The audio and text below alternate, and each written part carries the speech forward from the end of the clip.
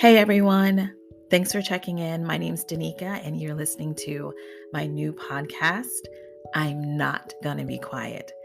I'm so excited that you decided to join me. I really appreciate it because this is new. I'm excited about it. I'm feeling good about it. I feel like this is something where we can build community together, hopefully give and take, and just transform our lives. So I guess it makes sense to tell you a little bit about who I am because y'all don't know me. I mean, unless you are my one of 5 friends, so which y'all should be listening to this. Hello. I am a Black queer mother. I am a truth seeker. I am a truth teller. I am someone who is curious. I'm someone who seeks joy, seeks light, seeks laughter. But most of all, I really consider myself a mom who is trying to give her kid the best. And the best, I don't mean like in a very capitalist, patriarchal, anti-Black, misogynistic, misogynoir, homophobic, transphobic, all those ways.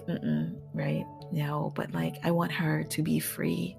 I need her to understand that she was born free and liberation is hers. A system can't give it to her. A person can't give it to her. In fact, her name means bright light, born free.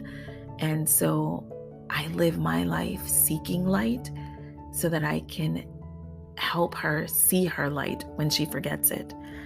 And that's all rooted in my curiosity. I'm that kind of American that doesn't need to have all the answers. I'm quite comfortable not knowing, which is why being curious is really, it's cool, kids. That's what you want to be. Be curious, like a cat. But that comes from, I think, a few different places.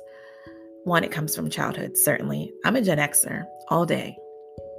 And in that period of time, you were raised to be seen and not heard. And when you are silenced that way, it's like all your other faculties get amplified. So I can see a lot clearer. I can hear what's not being said, and I can feel what you're not showing at the surface. And so for me, I grew up in the church. I like to call it cult church because I went to church about 3 to 5 days a week. Absurd for me.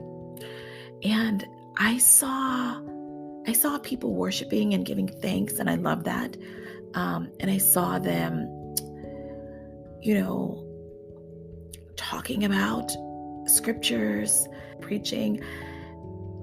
But I also saw them living something different when they left the pulpit or when they left the choir, or they left just the building. And because I was raised in the church and I am a bit rigid, right? That could be the Virgo in me, and a concrete thinker. And that is trauma, right? Because at some point that abstract thinking, it starts to compete with or not even compete, but it blends with the concrete thinking. But I stayed a very concrete black and white thinker for some time. And so when the scriptures weren't matching people's behavior, I saw conflict. I saw hypocrisy. And so, not a biblical literalist to this day. But it's one of my foundations, right? And so I appreciate it and I give thanks for it. But it's not my identity. But one of the scriptures that I love is to know God for yourself. And so when I saw people espousing all of these scriptures but not living it, I saw that separation. It made me rethink things. And I was just like, oh, okay, like I'm going to trust that the word is the word, but you not living it. So that's what being curious, that's the bedrock of the birth of my curiosity. Because I was like, how does that work?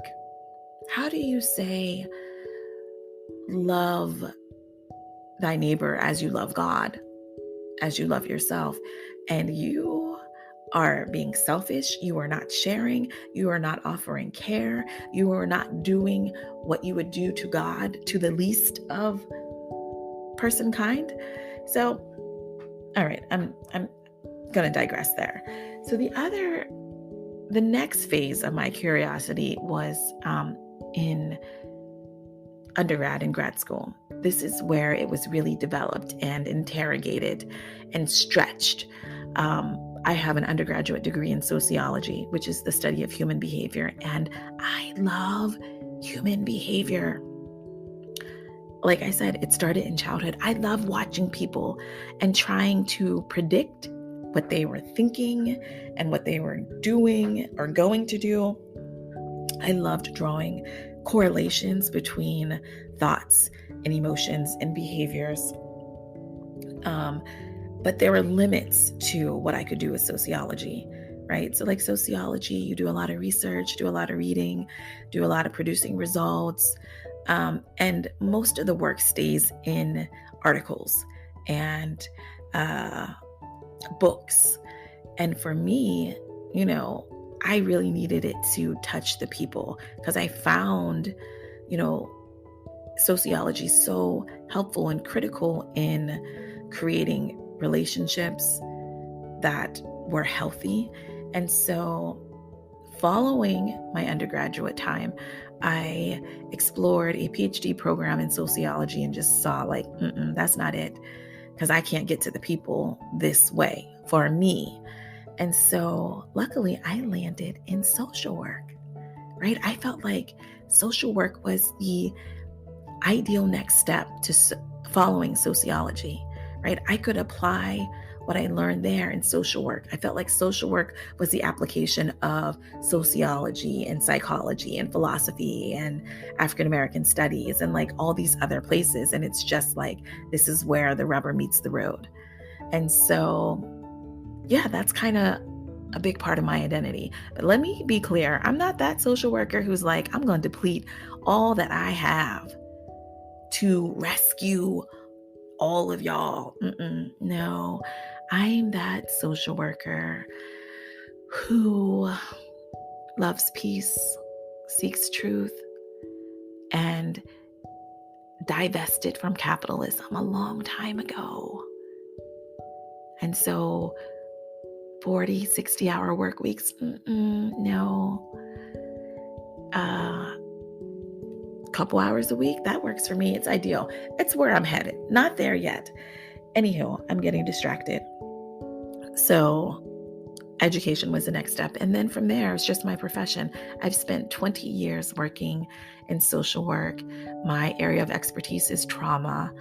And I have my own business. I work as a therapist, a trauma therapist for individuals and groups, and I do trainings around trauma, compassion fatigue, burnout, restorative practices in schools, mediation, et cetera, et cetera, et cetera. So I'm just giving you a glimpse of who I am. Or when I tell you that I'm not going to be quiet, I need you to understand that it comes from being silenced. It comes from being harmed. It comes from the attempt to erase and demean and dehumanize. It comes from me seeking freedom. It comes from me seeking liberation. It comes from me reconnecting with self and understanding that these systems of oppression, that's not for me. And we gonna fight. I'm gonna fight to be free. And so I guess that leads me to the podcast title, which is I'm Not Going to Be Quiet. So this is actually not just the inaugural episode of my new podcast, but it's also the 5th year anniversary of me being fired from a racist organization.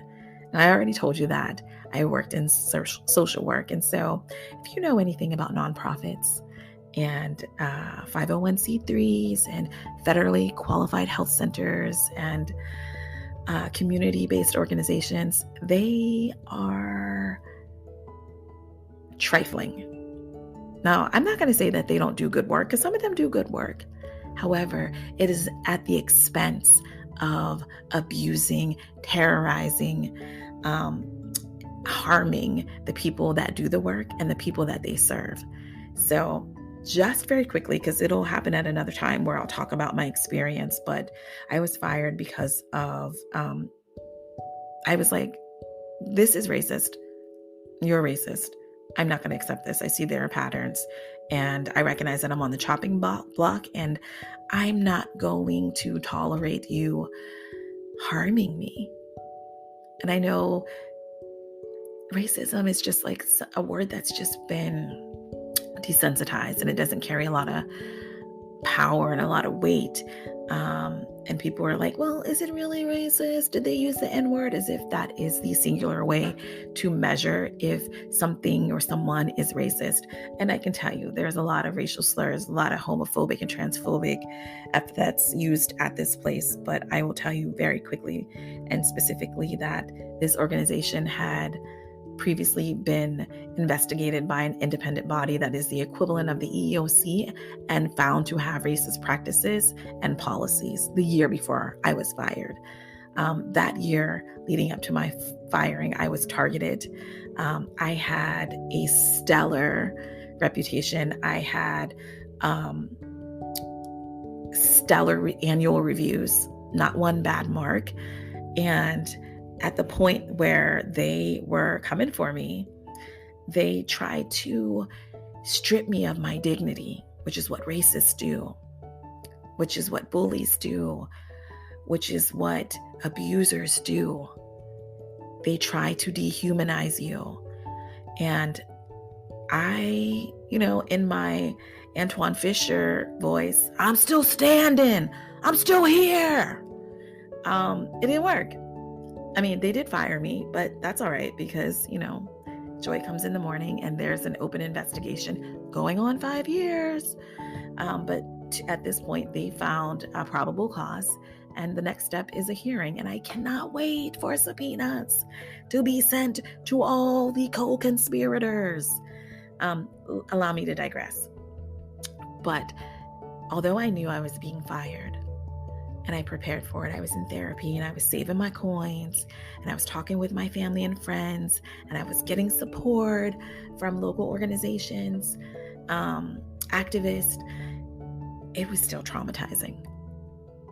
And when I say I was traumatized, and again, this is my field of expertise. And I'm just thinking, I have all these preventative measures in place to protect me. And they did serve me well, but I left still bruised, right? I was, had experienced depression and anxiety and hypervigilance and a disruption in my sleep pattern and a disruption in my appetite and mood dysregulation and just all the things, right? And I've been taking my time to just heal and recover, and just really seek liberation from that violent situation. And so what I understood, one of my final steps was in this healing process was using my voice and being visible, being seen and being heard. Because when you are in an abusive situation, whether it's with a partner or a family member or a friend or someone at work, And they're violent, and you see the evidence of their violence. Like, you see them strip people of their dignity. You see them fire people, target them, harass them, or terrorize them. You see them prevent them from getting employment elsewhere. You are terrified. And when you leave, you think the boogeyman is still there to get you. And so for me, I noticed that I was essentially hiding out away from this lady and all her minions, right? Like, I did not want any visibility on social media. I did not want her to know that I had my own business and where I was doing my trainings, because I didn't want her to interrupt them and further try to destroy my life, right? And so at year 3, I was partnering with someone to do a series of trainings for this university, and she was making marketing materials, and she needed an image of myself. And I was like, oh, yikes, no. Because this is a small world, and this lady, she's going to see it, and then she's going to make a call, and before you know it, this training is going to be gone. And some of that is rooted in reality, right? Because, she has like relationships with, our state Congress person. She has relationships with folks in the mayor's office. I've seen her because she used to mentor me. There's that. I've seen her make calls. I've heard her tell me what she was going to do to harm people for fun. So I knew what that meant. But I also, being someone who seeks healing and evolution, I recognize like this is the measurement of where you are in your healing process. Can you put this image on this flyer? And then it moved to, can you put your photo on a LinkedIn account? And so I did. And those were just baby steps. But the more I made myself visible, the less power she had.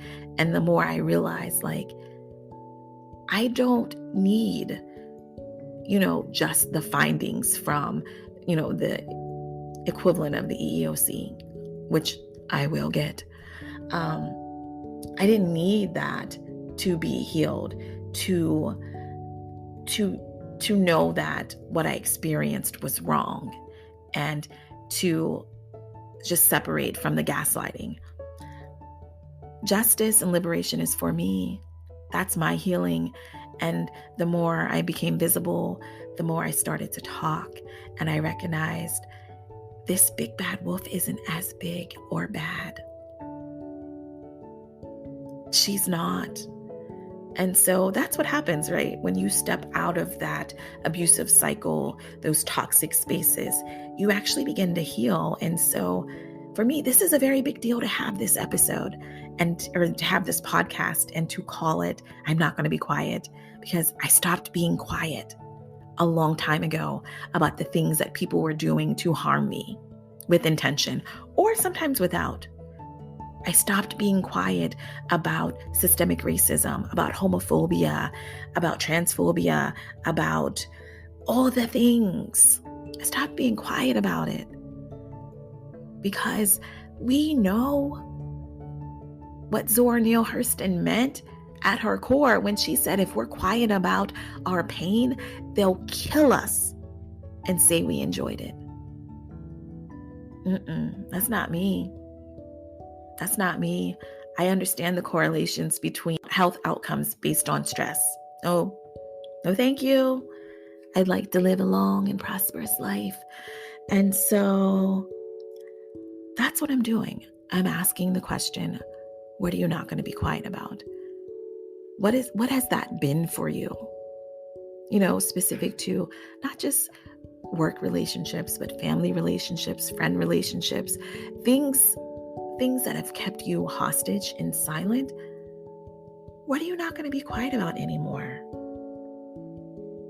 What are you seeking liberation from? How do you heal? And so in this podcast, you are going to hear me ask the questions, what are you not going to be quiet about? Or what haven't you been quiet about? What has your silence cost you? And what's the price you paid for freedom? I invite you to tune in bi-monthly, check out the episode. I want us to get to share, to give. I want to invite folks who are willing to come on my podcast and talk about what their healing process has been, to be able to offer that in community with myself and others, so we can do it in a very public way, right? We can heal publicly so the listeners can do their own healing privately. I invite you to tune in. We're on all streaming platforms. Check me out on Instagram, TikTok, Twitter, Facebook, INGBQ, which is I'm Not Gonna Be Quiet. You can email me at imnotgonnabequiet@gmail.com. Subscribe, please leave a message. And yeah, let's just keep striving to get free. Let's do this together. Thanks, everyone. I'll see you in a couple weeks.